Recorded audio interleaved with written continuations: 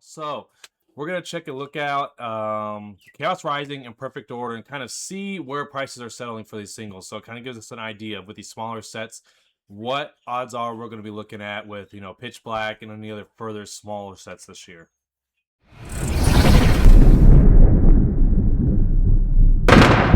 So we're gonna check it out here with perfect order. So now, which is crazy, is Meowth has climbed up to first place at $182. Cool card. Meowth's pretty sweet. But you see how crazy it's gone up and down a lot. And now it's starting to kind of settle around this $180 mark. Pretty wild. It beats the gold Zygarde, which is incredibly hard to pull overall for a pull rate, just barely. And then you got Clefable up here next with a significant drop. And then Mega Zygarde SIR, which you would think would be one of the top couple ones, here at fourth place. And then you got Rose's Encouragement with her waifu Mega Starmie, surprisingly. Hilarious. Love this. I actually love this art. I think it's hilarious. And it's cool to see Starmie getting some love by Starmie itself.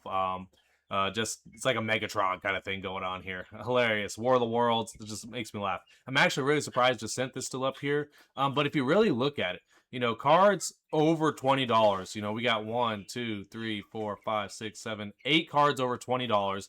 That's not bad. And even more, we got 9, 10, 11 cards over $10. Then a lot of them kind of hover around that, $4 to $5 range after that. Not bad as overall set for pricing, which you can get to the booster box and stuff like that. Hit rates are okay. It's actually a decent set to open and still get your value out of it. Now you're not going to get anything super crazy. There's no huge dollar cards in here, but honestly, a good set to open and still get your value's worth. That's really good. Anything close to around 10 cards, $20 and over is a great set. For anything around $225 or below for a booster box, pretty good. It's honestly pretty solid. And then a lot of playables in that as well. So we're gonna go over here and take a look at Chaos Rising. So here we are. Okay, Greninja's obviously gonna steal the light on this one. Pretty noticeable here. Big difference. You got this SIR for $358. And the gold is just under $300 here, which is kind of where I thought I was going to settle out anyways here. And we'll take a look at the gold just to kind of see, because this one's been up and down a lot. Look at it. Like, we're starting off, it was selling around $400, $480, and then now it's down here. We got stuff up here for $250. Is what the gold is going for here. And the people are just not caring for these new golds here, which is interesting because, the Greninja's held probably about, the SIR has held pretty steady, I think, around this price range, yeah? 350, people doing lightweight, yeah, 350 for a while now, a couple weeks, yeah. So, not bad, still pretty volatile, which is interesting for the set being out for a few weeks now. So, personally, Mega Dragonage is one of my favorites in this set. But let's check out the rest of them. So, here we got a big difference in value. We got a couple of cards worth about $300, and boom, straight under $100 for Cinccino. Dragonage, pretty cool. So let's see what we're looking at here. Cards over $20. Actually, less cards over $20, which is interesting because you get the attack rare ending it. We got 1, 2, 3, 4, 5, 6, 7, 8. Okay, so we're about the same. So we're at 8 cards over $20. And then just a few more, 9, 10, 11, 12, roughly. 12 over $10 and up. And then a lot more cards still $4 and up on here. So it seems like pretty much any illustration is going to be worth, or attack rare is going to be at least $4 or $5, which is not bad overall. Taurus, I love this Taurus. Special red card, super playable. Surfing Beach, really cool card, also slightly playable. Ampharos, I honestly thought this would be more of a $25 card. Same thing with Xerneas, really cool arts on these. It's interesting to make a Greninja attack rare. It's playable and stuff too. So, Froakie, cute. I love how Frogadier is below Froakie. Poor Frogadier, just like Charmeleon, gets kind of left behind. Mega Floet pulled one of these during the stream, so pretty cool looking card. But yeah, so we're looking at here with this one, obviously a higher value range for these top 8 cards in this set. So definitely, if you can find Chaos Rising for $225 or under a booster box, definitely worth potentially opening here. Because you can, if you hit the Greninja, really any Greninja in this set, you're getting some money back for sure. Cinccino's really cool card, really good value. And again, these aren't even PSA 10 values now here and stuff like that. Even PSA 9s right now are actually kind of being valued overall, which is nice to see that. with cards these days. I think with the PSA issues and the backup and grading, like now that it's taking some time and worth it, like a 9 is no longer necessarily probably going to be raw price, which is great. I think it's awesome because it shouldn't be, because a lot of these cards come out like 7s and 8s. You know, PSA 7 is near mint, you know, classified on there. So I think it was always annoyed me that 9s were worth either the same or sometimes even less than raw, which is annoying because it costs, you know, at least now $30 to grade it. So it should be at least $30 over raw price, I feel like, on that, just to get that money reboot back. But let me know you guys' thoughts on this and what you kind of feel like. I think as a whole, Chaos Rising has more to it. As a set, even though it is only a couple cards smaller, I do think Perfect Order has overall more playability in it.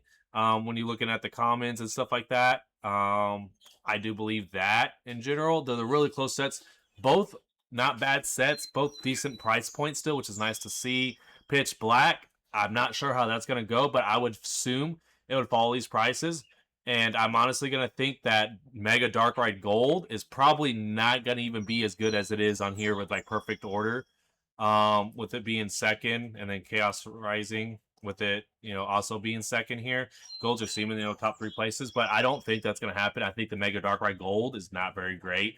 Mega Darkrai in itself, to me, I'm not a big fan. Let me know if you are a big fan of Mega Darkrai. I'm really curious out there who thinks it's really cool. I love regular Darkrai. I think regular Darkrai is badass. I think they kind of took away from him on this one, my opinion. But definitely let me know what you guys think about that. Also, very upset there's no Houndoom or Tina in Pitch Black.